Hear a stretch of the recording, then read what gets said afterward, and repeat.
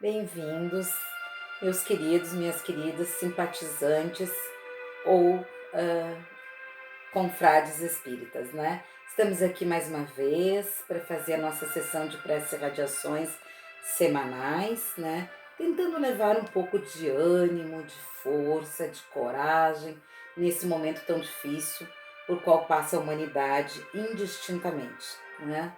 Então vamos tentar mais uma vez fazer algumas preces e continuar o tema da semana passada que nós estávamos falando perante os que partiram, né? E aí nós vamos ver outros lados dessa questão, né? Que é morrer e continuar em essência vivo de novo, apenas de uma outra forma, né? Então, neste momento, vamos pedir às correntes espirituais que nos assistem, aos nossos mentores, né? Que estejam junto conosco neste momento, abrindo as nossas mentes e corações para recebermos essas palavras de carinho, de conforto, de fé, de esperança e nessa conversa com Deus, nos encaminharmos para começarmos uma semana mais revigorados, né, mais fortes perante tudo que ainda nós vamos passar vivendo esse momento tão atípico que nós estamos vivendo, tão pesado da transição planetária, que é este episódio dessa pandemia, né? Então vamos ver qual o anjo que foi destinado para nós, tá? Desta feita. Vamos ver. O anjo da abertura. Quando a nossa consciência se abre para a luz e para o amor da alma, tudo em nossa vida ganha uma nova perspectiva. A luz revela e ilumina tudo que ainda possa estar obscuro e duvidoso em nossas mentes.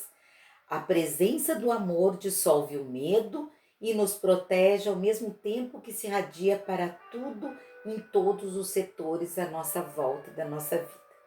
E o anjo da abertura nos deixa então uma reflexão, que diz o seguinte, né? Eu falo, vocês repetem aí, né, mentalmente.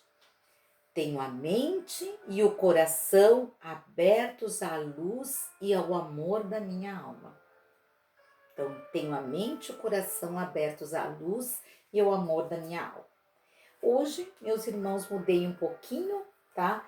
E escolhi, em vez do livro do Espírito Miramês, escolhi esse livrinho que é muito importante que a gente tenha na nossa casa, o Conduta Espírita, tá? Ele nos dá aquela diretriz, a conduta que nós devemos ter em todos os campos da nossa vida e em todos os locais por onde a gente passe, tá? Para que a gente seja aquela luz realmente, aquela centelha que ilumina, que passa empatia nesse momento, solidariedade, né? Que sejamos sempre a positividade para as outras pessoas. Então eu vou abrir aqui aleatoriamente, tá? Vamos ver a conduta em que local, porque aqui tem a conduta, se eu fosse ler aqui, né, vocês veriam, é o livrinho que eu comentei a semana passada, né? Do Chico Xavier, no tempo ainda da parceria com o Valdo Vieira, né? E aí caiu aqui a nossa conduta espírita que tem dentro dos nossos lares, né, com os nossos familiares, tem no nosso ambiente de trabalho, de estudo, em tudo, né, nas nossas profissões e tudo, caiu na obra assistencial. E muito a ver também com a postura que nós temos que ter neste momento, né, de cada vez mais alguns vivendo no isolamento social, né, uns tendo que trabalhar, mas todos tendo que obrar, né? Então, na obra assistencial, não deixar nunca a caridade de lado, né? Que o Espiritismo diz, né? Ele não diz assim, sem Espiritismo não há salvação. Ele diz, sem caridade não há salvação, né? E aí, então, como é a nossa conduta espírita na obra assistencial? Porque a gente tem que ser espírita 100% do nosso tempo, e não só quando nós estamos na casa espírita, né? Então, diz assim, ó, pelo menos uma vez por semana, cumprir o dever de dedicar-se, se puder, à assistência em favor dos irmãos menos felizes, visitando e distribuindo auxílios a enfermos e lares menos aquinhoados. Nesse momento, super apropriado, né? Quem ajuda hoje, amanhã será ajudado. Prestar serviço espiritual e material nas casas assistenciais de internação coletiva, nos lares, por exemplo, de idosos, né? Sem receber remunerações, sem criar constrangimento às pessoas auxiliadas, aquela caridade silenciosa, né? Só impõe restrições ao bem quem se acomoda com o mal. Na casa assistencial de caráter espírita, alimentar a simplicidade doutrinária, desistindo da exibição de quaisquer objetos, construções ou medidas que expressem supérfluo ou luxo. O conforto excessivo humilha as criaturas menos afortunadas. Viver em familiaridade respeitosa com todos, desde o servo mais simples até o dirigente mais responsável e categorizado nos lares, escolas, hospitais, pronto-socorro, em todos os ambientes fraternos. A humildade assegura a visita contínua dos emissários do Senhor. Jamais reter inutilmente excessos no guarda-roupa e na despensa, objetos sem usos. Agora, por exemplo, a campanha do agasalho, estamos entrando no inverno, né? Reservas financeiras também que pode estar em movimento nos serviços assistenciais. Quer dizer, quem tem sobrando um pouquinho ajuda somente nesse momento, quem está desempregado, quem não tem alguma coisa, né? Então não há bens produtivos em regime de estagnação, não deve haver, né? Converter em socorro ou utilidade para os menos felizes, relíquias, presentes, objetos, joias e lembranças afetivas de familiares e amigos desencarnados. Ciente de que os valores materiais, sem proveito, mantidos em nome daqueles que já partiram, representam para eles amargo peso na consciência, posse inútil e grilhão mental. Seja qual for o pretexto, nunca permitir que as instituições espíritas venham a depender econômica, moral ou juridicamente de pessoas ou organizações meramente de qualquer cunho, de modo a evitar que sejam prejudicadas em sua liberdade de ação e em seu caráter impessoal. A obra espírita cristã não se compadece com qualquer cativeiro. Sempre que os movimentos doutrinários, em particular o de assistência social, envolvam a aceitação de muitos donativos, apresentar periodicamente os quadros estatísticos dos recebimentos, né, e distribuições como satisfação justa e necessária aos cooperadores. O desejo de acertar aumenta o crédito de confiança. Organizar a diretoria e o corpo administrativo das instituições assistenciais exclusivamente com aqueles companheiros que se eximam de perceber ordenados, trabalhando apenas com a finalidade cristã gratuitamente. O Espiritismo trabalha com a gratuidade, né? O trabalho desinteressado sustenta a dignidade e o respeito nas boas obras. E aqui então, só para citar para vocês, que esse é um livrinho muito legal da gente ter mesmo, assim como o Sinal Verde também, são livros de leitura fácil, rápida, né? Então tem a conduta espírita da mulher, do jovem, do dirigente, das reuniões doutrinárias, do médium, no lar, na via pública, em viagem, no trabalho, na sociedade e em inúmeros lugares que eu não vou ficar enumerando todos aqui. Só para vocês terem uma ideia do quanto é interessante este livrinho. E agora então, meus irmãos, descruzando braços e pernas e levando o pensamento a Deus, a Jesus, aos nossos mentores, aos nossos lares, a todos aqueles necessitados de uma forma ou de outra da palavra, do Espírito, né? Da necessidade de receberem a luz e o consolo, né? Então, nessa sessão de preces e radiações, desejamos que todos sejam bem-vindos, né? E ao iniciarmos este trabalho, agradecemos a presença de encarnados e desencarnados aqui presentes e rogamos a assistência do mundo maior que nos intua e dirija sempre no caminho do bem e do amor ao próximo. Reservamos este momento de profunda reflexão para vibrar pelos enfermos, pelos nossos lares, pelos desencarnados, pedindo força e coragem nas provas e expiações que tenhamos de passar nessa jornada terrena desse plano de provas e expiações. Vamos à primeira prece. Pai, nós te rogamos e agradecemos a vida eterna, oportunidade sagrada que nos concedeste para que possamos praticar os ensinamentos deixados por Jesus, nos tornando assim dignos de sermos chamados de teus filhos. Pela oportunidade de evoluirmos junto da família terrena, dos vizinhos, dos amigos, dos colegas, daqueles que nos amparam quando fraquejamos e aqueles também que apontam as nossas imperfeições e mostram onde teremos de melhorarmos. Sempre que entregamos o comando do nosso dia a Deus, no nosso interior tudo transcorre em absoluta proteção, harmonia e perfeição. Prece pelos que estão desencarnando e pelos que já estão desencarnados. Lembrando com carinho dos nossos entes queridos que já se encontram na pátria espiritual, saibamos aliviar a nossa saudade na prece que consola, felicita e harmoniza. Que o nosso amor os envolva em fluidos benéficos, para que a separação não fira, não magoe por demais, que o sofrimento seja superado pela certeza que nos encontraremos logo mais ali adiante no ciclo de uma nova vida. Então, paz e luz a todos.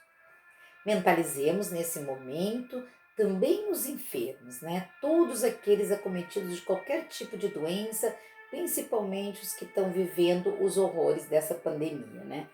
E onde estiverem, para que as nossas preces cheguem até eles, levando conforto, saúde, resiliência, fé, resignação e muito amor. Pedimos tua amorosa bênção, Pai Maior, e as correntes espirituais dos benfeitores dos nossos centros espíritas também, para o refazimento físico, mental e espiritual dos doentes do corpo e da alma. Então a gente pode se reportar à nossa casa espírita nesse momento também, refletindo sobre as nossas aflições e dificuldades. Agradeçamos a cada dor, porque sabemos que são lições necessárias e benditas para fortificar-nos na nossa caminhada em prol da renovação do nosso mundo interior. Que a tua presença sublime e divina ilumine os nossos corações e nos ensine a repartir o pão do teu evangelho, alcançando a luz da vida eterna. E agora, para o encerramento, então, meus irmãos, por fim, digamos, mestre e amigo, queremos agradecer a tua companhia hoje e sempre para a conquista da calma, do equilíbrio, da paciência, do perdão, do perdão, da harmonia, da fé e da esperança. Que os próximos dias sejam sempre abençoados pelo amor fraterno, enchendo nossos corações de compreensão, de solidariedade, de companheirismo, de fraternidade, de empatia e paz, para que possamos derramar por onde passamos estes fluidos benéficos e elevando sempre o nosso pensamento, façamos então mentalmente um Pai Nosso espírita nesse momento.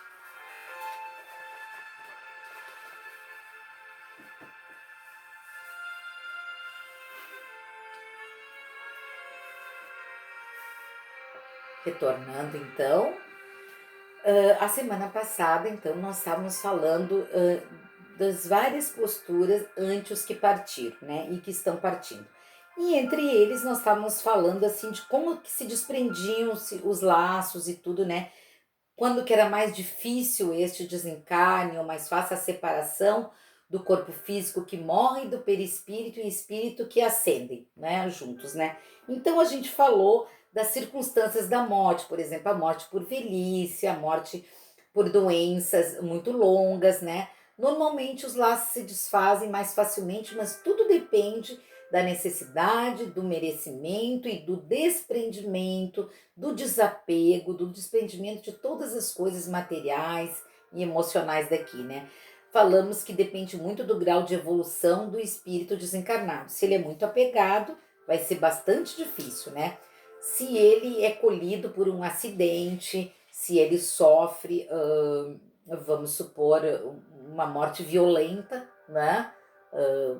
De assassinato, alguma coisa assim, de um homicídio, tudo isso vai ser um pouco mais difícil, mas que nós sempre podemos contar, ainda mais de acordo com a nossa elevação moral e ética, espiritual, com a ajuda espiritual, né? Então vamos partir daqui agora para a gente falar novas coisas, tá?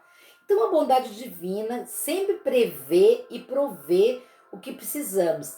Tudo aquilo que nos falta na hora da nossa desencarnação, se nós tivermos o benefício, né, do merecimento, nós vamos ter tudo, né? Então, por toda parte, há bons espíritos que, cumprindo seus desígnios divinos, se dedicam à tarefa de auxiliar na desencarnação, os que estão retornando à vida espiritual, porque é uma mudança muito grande, como nós falamos a semana passada, né? Alguns amigos e familiares dos encarnados costumam vir receber e ajudar os desencarnantes, né? Então, quase sempre a gente tem uma companheirada lá de antepassados nossos, né? De outras vidas até, não só dessa, que estão lá nos esperando, rogando por nós, dando confiança, calma e alegria neste reencontro, né? Para que não seja uma coisa pesada, como nós falamos a semana passada, esse episódio da morte, né? E aí, então, nós contamos com essa ajuda, além dos nossos mentores, né? E aqueles que não têm, então, esse tipo de ajuda pela falta de necessidade de merecimento, aí a coisa se torna um pouco mais difícil, né? Mas se nós lembrarmos um momento sequer de Deus, nós vamos receber essa ajuda. Então, vamos ver aqui depois da morte, né? Depois do desligamento do corpo material, com relação ao perispírito e espírito, né? Cada um tem a sua individualidade, seus defeitos e as suas virtudes, então vai passar para planos de acordo com o seu progresso, né? Sua situação feliz ou infeliz, como nós já vimos, né, na obra O Céu e o Inferno, né, nossa quarta obra básica, né, conforme a nossa situação feliz ou infeliz, será a nossa vida espiritual na erraticidade lá do outro lado, né, de acordo com as nossas obras, né, que nós colheremos. Então, os bons sentem-se felizes no convívio de amigos e os maus sofrem as consequências dos seus atos. Os medianos experimentam as situações do seu posto de acordo com o seu preparo espiritual. Tudo isso nós já vimos lá, né? Então, depois da fase de transição, poderá então estudar, trabalhar no plano espiritual, nessa vida do além e preparar-se para as novas existências com mais estudo, com mais maturidade, né, espiritual e para que seja um cumpridor daquilo que ele assume ao encarnar, né? Aí se pergunta assim: o conhecimento espírita garante uma boa situação no além aos desencarnados? Quase sempre, né? Quando a gente tem isso bem estabelecido dentro de nós. A gente vê muitos espíritas que sofrem demais com o episódio do desencarne dos outros. E às vezes com revolta também do seu, né? Não, se a gente vê com naturalidade que a vida continua, que a gente só mudou de estado de um lugar para o outro, mas continuamos em essência o mesmo, né? Então não tem por que a gente se assustar com a morte ou rejeitá-la, né? Então, o conhecimento espírita nos ajuda a entender a questão da desencarnação e pode fazer com que o espírito, ao desencarnar, compreenda rapidamente o que lhe está acontecendo e saiba o que deve fazer para se readaptar melhor ao plano espiritual. Vai depender da classificação desse espírita, né? Somente a prática do bem é que é o nosso passaporte, né? E uma consciência pura que vão assegurar ao espírito um despertar pacífico e sereno do outro lado, na pátria espiritual. E aí a gente pergunta: os que ficam aqui na Terra podem ajudar? Claro que podem ajudar, não se revoltando, não chorando em excesso, né? Não cultivando aquela memória sem parar. Eu até vou abrir aqui um parênteses para contar uma historinha que aconteceu uns anos atrás, né, na casa onde eu trabalho, que três irmãs, né, elas vinham sempre ali para o trabalho espiritual, ficavam ouvindo a minha palestra e choravam muito. E no final, uma das vezes, elas vieram me procurar e dizer, né, que a mãe havia já desencarnado há um bom tempo, né? E que elas sentiam demais, porque eram muito apegadas, né? E que deixavam o lugar da mãe sempre certinho a cada refeição, roupas da mãe pendurada na cadeira, algumas usavam os objetos da mãe, coisa e tal, né? E aí, e elas achando aquilo totalmente normal. Eu falei, não, pelo amor de Deus, não façam isso, né? Porque tudo elas cultuavam da mãe, né?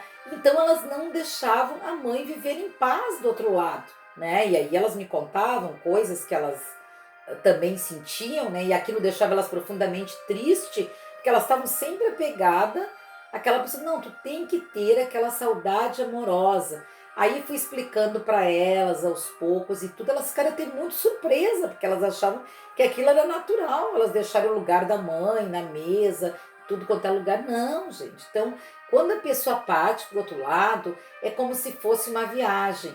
A gente pega, dá uma paradinha, fecha ali, ou o quarto, ou os pertences da pessoa, e deixa tudo como está. Porque dependendo de cada espírito, elas chamavam a mãe constantemente para dentro da casa delas, quer dizer, tiravam a mãe daquele local onde ela tinha que estar, né, para continuar a sua sequência de vida do outro lado. Então perturbavam o progresso da mãe e perturbavam as suas próprias vidas, não viviam a vida delas, né? Então aí eu fui explicando para elas como tinha que ser, que é isso que eu quero falar algumas coisinhas aqui de como as pessoas se comportam equivocadamente no momento do desencarne, né? Então os que ficam na Terra podem ajudar, podem sim. De que maneira, né? Com atitudes e ações de quem fica em relação ao desencarnante influenciam demais sobre ele, positivo ou negativamente. Revolta, desespero, angústia pela partida do desencarnado podem repercutir nele de modo triste, desfavorável, deprimente, desanimador, e ele recebe às vezes aquilo com fardos, por exemplo, ele está querendo descansar um pouco lá, recompor o seu perispírito, e ele está constantemente sentindo aquele choro, aquele ranger de dentes dos que aqui ficaram. Não, todo mundo quer ver os seus familiares felizes e em paz, né? E por não entendermos a morte, o seu porquê e os seus efeitos, que nós agimos assim, né? Convém então estudarmos as informações espirituais quanto à desencarnação para sabermos como nos comportar neste momento inevitável. Então, sentir saudades natural e pacífico. Por vezes não há como evitar nem sequer o pranto, e nem se deve evitar, né? Mas que não resvalemos para aquele choro excessivo, exigente e inconformado. Eu vejo pessoas espíritas mesmo que estão ainda apegadas demais aos familiares, ainda chorando, e no próprio dia, eu gosto muito até de ir nas cerimônias de velório e enterro, gosto entre aspas, né, gente? Gosto porque acho necessário, pelo conhecimento que eu tenho da doutrina, né, de levar o meu evangelho e acalentar aquelas pessoas, seu lencinho que enxuga as lágrimas, seu ombro que consola, né? Então, o que, que nós temos que fazer, né? Então, eles apenas nos antecederam na viagem, né? Então, nós temos que orar por eles. A melhor coisa é a oração, né? Orar por eles com resignação e esperança no futuro espiritual. Não guardar demais objetos e coisas da pessoa que desencarnou, ficar lá remoendo, vendo fotos o tempo todo, né? Nem as ficar contemplando e acariciando indefinidamente. Tem tudo a ver com aquele exemplo que eu falei para vocês, né? Então, como é que a gente vai agir, tá? Então, ocupar-se dos seus deveres, da prática de ações boas, normais da sua vida, porque o que conta para o desencarnante é também o teu progresso, o auxílio ao próximo. Às vezes tu vai estar ajudando muito mais, né?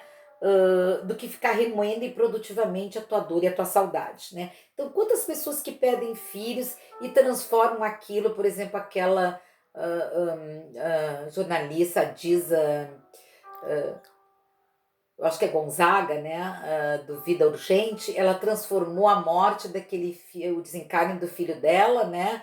Ou a mãe do Cazuza, tudo em obras sociais, né? Então, isso é que é o bom, né? E é isso que faz bem ao espírito desencarnado, porque ele está ali, vivo, apenas do outro lado, né? Procurar fazer o bem que a pessoa desejaria ou deveria ter feito quando estava aqui na Terra.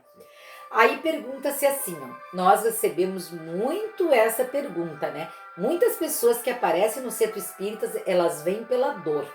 pela perda de um familiar, às vezes ela é até de uma outra religião, e ela vem querendo ter um contato com o familiar.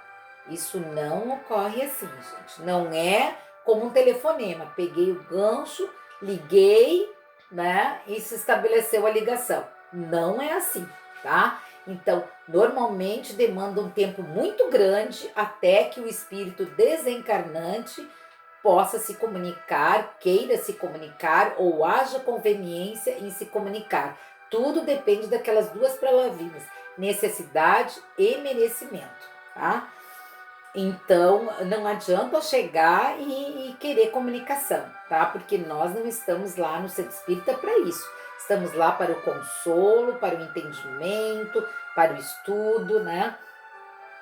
Então, podemos rogar a Deus que nos conceda essa bênção, essa misericórdia. E ela pode até acontecer durante o sono, tá? Não necessariamente tu tendo que ir no centro espírita, tu vai ter esse contato, né? Se vierem notícias via mediúnica, que bom, né? Então, analisemos as mensagens e informações recebidas, conduzindo sempre a realidade espiritual e a boa orientação cristã, porque a gente sabe que tem muitos espíritos enganadores e também tem muitos médiums que às vezes nem estão, né, não professam espiritismo, médios, porque todo mundo tem essa capacidade e que dizem que podem fazer essa comunicação e tentam imitar letras, mandar recados e tudo, né? Então, sempre passar pelo crivo da razão, porque nós somos uma doutrina de fé raciocinada, né? Então, em caso afirmativo, que às vezes o Chico Xavier, né, fazia, né, esse intercâmbio, né, aí outros médios, né, agradecer a Deus aquele consolo recebido, né, se não corresponder à identidade do nosso querido desencarnado, com tranquilidade, então, e sem revolta, não desanimar na fé e então ignorarmos a mensagem recebida, né. No ser dos espíritas sérios, isso nem acontece, né. Por vezes as notícias vêm através, como eu disse, de sonhos especiais, porque ao dormir nós nos desdobramos, né? Quem está dormindo é o corpo, e espiritualmente, então nós podemos nos encontrar com essas pessoas, né? No plano invisível. Até por sinal, aqueles que têm vidência, né? Eles veem espíritos de dois tipos, né? Eles veem aqui um espírito ali normal, com vestes, né?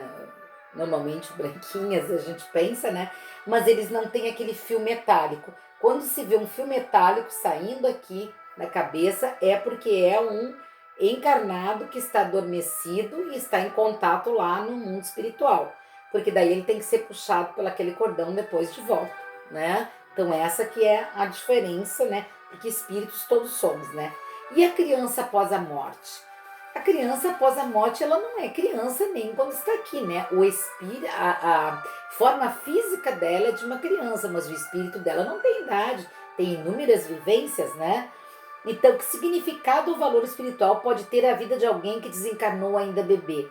Às vezes é uma prova que os pais têm que passar, às vezes faltou um pequeno período para o espírito, porque ele desandou de alguma forma na outra vida, até por suicídio ou outras formas, assim, ele abreviou a sua vida, então faltou 5 anos, 6 anos, alguma coisa assim, né? Então, a morte da criança, ela sempre nos sensibiliza muito, mas a gente tem que lembrar que ali, atrás daquela veste daquela criança, reside um espírito antigo, tá? Eu quero ver se consigo hoje chegar nas cerimônias fúnebres, tá? Então, às vezes é só uma complementação, como eu disse, da encarnação anterior, não aproveitada integralmente. Uma tentativa de encarnação que encontrou obstáculos no organismo materno também, às vezes por um aborto espontâneo, né? Nas condições ambientais ou nos desajustes perispirituais do próprio reencarnante. Então é necessário mais aquele período, né? Uma prova para os pais, como eu disse, né? Para darem mais valor à sua função de geradores de vidas, né? Testemunhando humildade, resignação. E qual é no além a situação espiritual de quem desencarnou criança? É anormal, né? Quer dizer, é um espírito comum que só teve essa abreviação física daquele período. Inclusive, ele pode escolher, aqui, ó, como são vistos os espíritos de quem desencarnou criança. Normalmente, se tu tiver que aparecer em perispírito para tua família, tu vai aparecer como criança para te ser identificado, né? Mas lá na erraticidade, no outro lado, tu pode voltar a ter a forma, se tu tiver esse benemérito, né?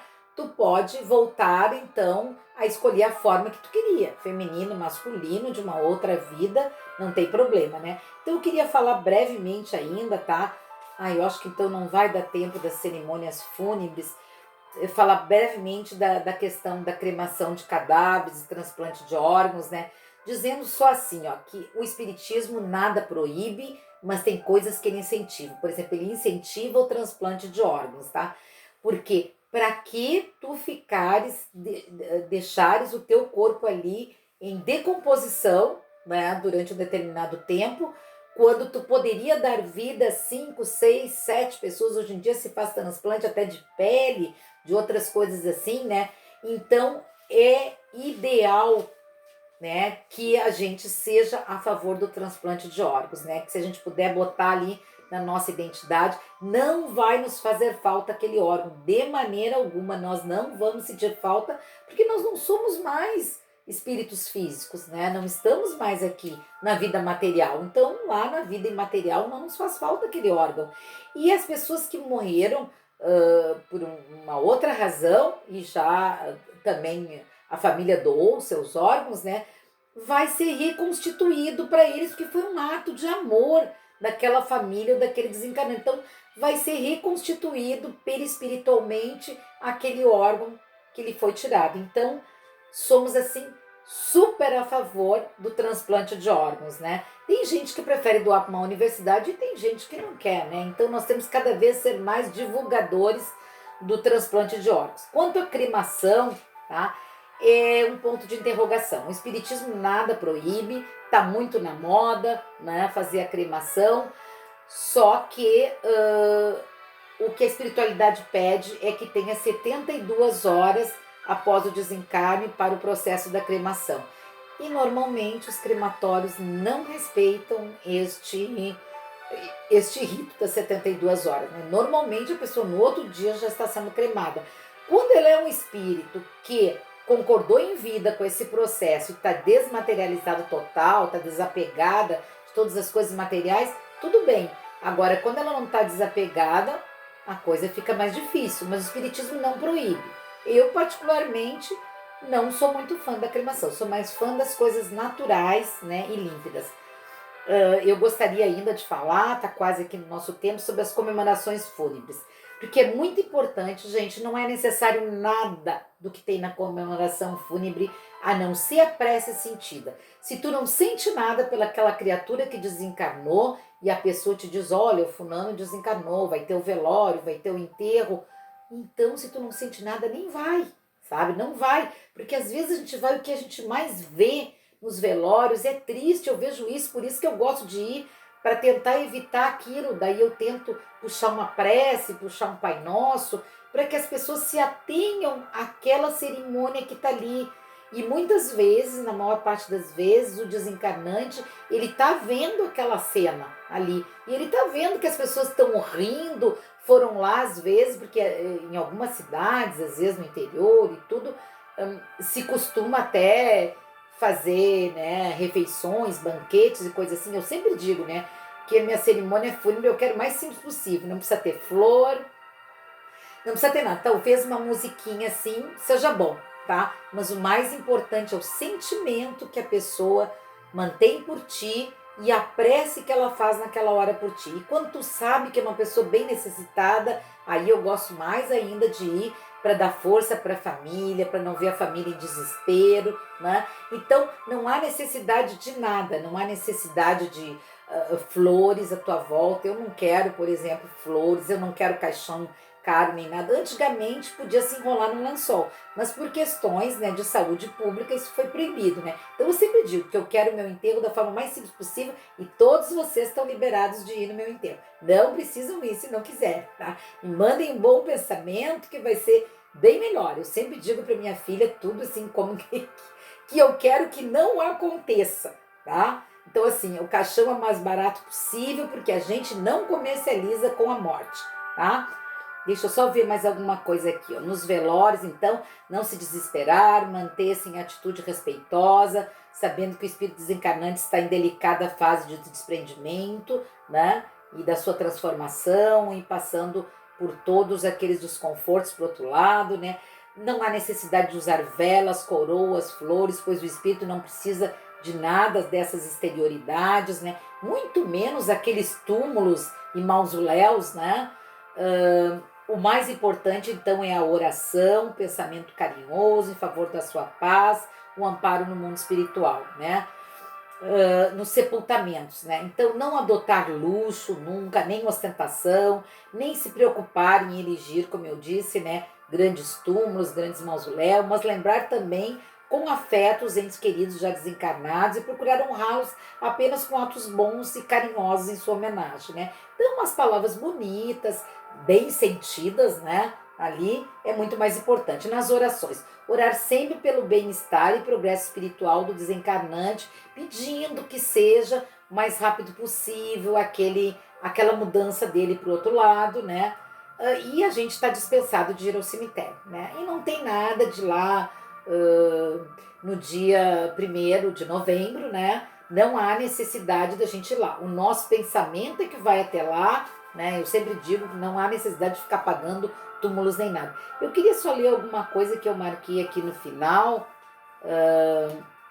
que nenhum sofrimento na terra será talvez comparável ao daquele coração que se debruça sobre outro coração regelado e querido que o ataúde transporta para o grande silêncio, tá?